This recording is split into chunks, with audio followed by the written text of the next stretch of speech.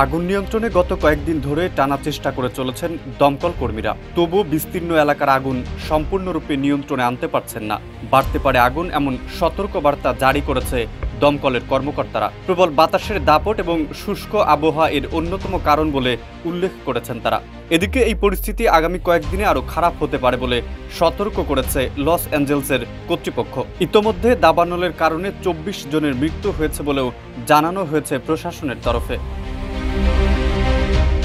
সতর্কবার্তায় আশঙ্কা করা হয়েছে আগামী দিনে 120 কিলোমিটার প্রতি ঘন্টায় ঝোড়ো হাওয়া বইতে পারে।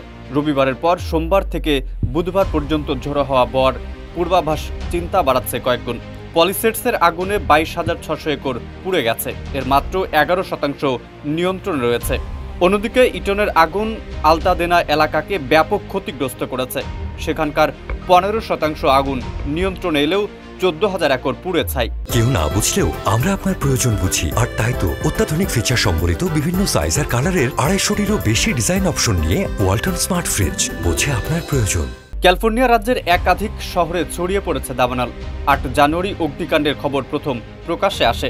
লস অ্যাঞ্জেলস ও গ্রেটার লস অ্যাঞ্জেলস থেকে হাজার হাজার মানুষকে সরানো হয়েছে পরিস্থিতি নিয়ন্ত্রণে। প্রাথমিকভাবে দাবানলে 5 জনের মৃত্যুর কথা জানা গেলেও এখন পর্যন্ত অন্তত 24 জনের মৃত্যু নিশ্চিত হওয়া গেছে।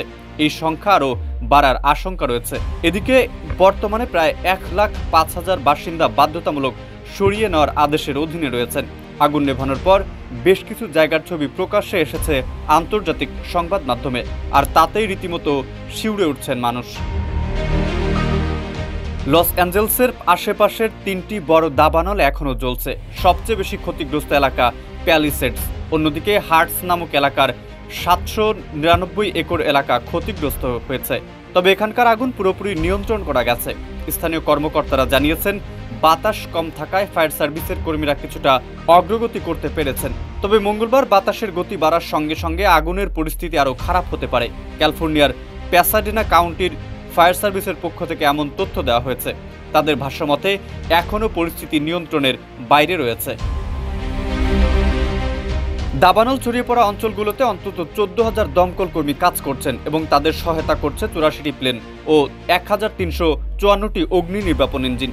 এদিকে লুটপাট রোধে 400 ন্যাশনাল গার্ড সদস্য মোতায়েন করা হয়েছে, যা আরও 1000 বাড়ানো হচ্ছে।